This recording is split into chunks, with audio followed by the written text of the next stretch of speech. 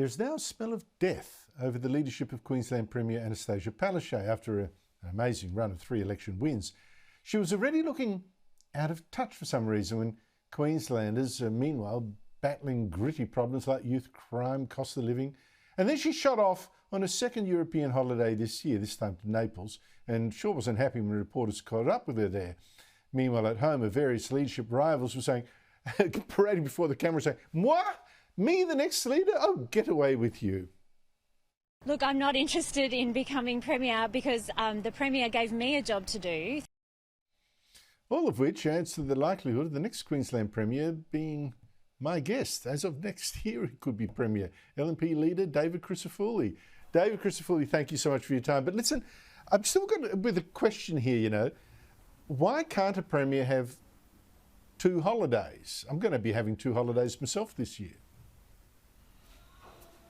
Yeah, of course. I hope you enjoy them.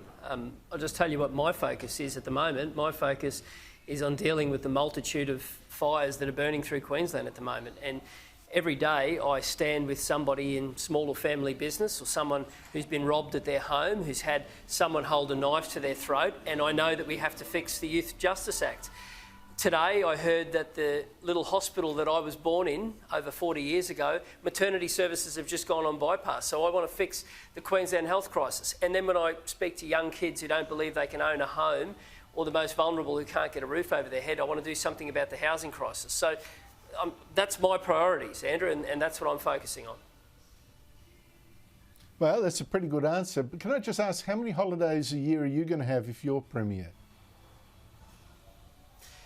I'll be around in the moments that matter, and that's what leadership looks like, is ensuring that when the people you lead need you, that you're there and you can stand up for them, and that's what I'll do.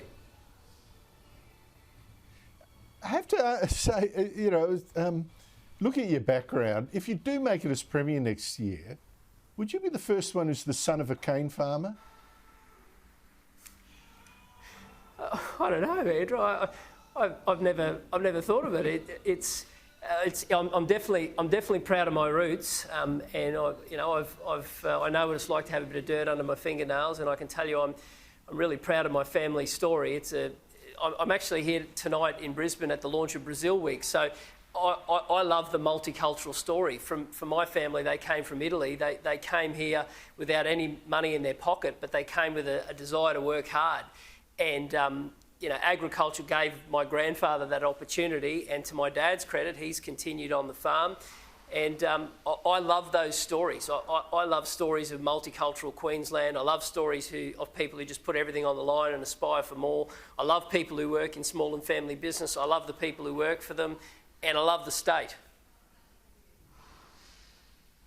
Good on you. Well, I tell you what, though, you're causing more trouble. I mean, people have had 11 years to try and figure out how to spell Palaszczuk. Now they've got to find out how to spell Crisafulli. Is it 2 F's, 2 L's, 2 what? But anyway, it's great. I'm just wondering, it struck me, a lot of people who have come from farming backgrounds, like with global warming, they've seen the seasons come, they see the seasons go, they've paid attention to rainfall, this and that. And you tend to get more people sceptical about the global warming scare in the countryside, I've found, because they're more in touch with nature than you do in the concrete cities. Where are you on global warming? What do you think about, how much influence man really has had on the climate and whether it really is an existential threat? Well, Andrew, I've lived it, and I've seen my dad, who I would rate as a genuine conservationist. I've seen the way that he farms. You don't get better conservationists and better environmentalists than farmers. Now, you speak about energy. Now, I think energy's got to be a few things. It's got to be affordable, it's got to be reliable, it's got to be sustainable, and that means having an energy mix.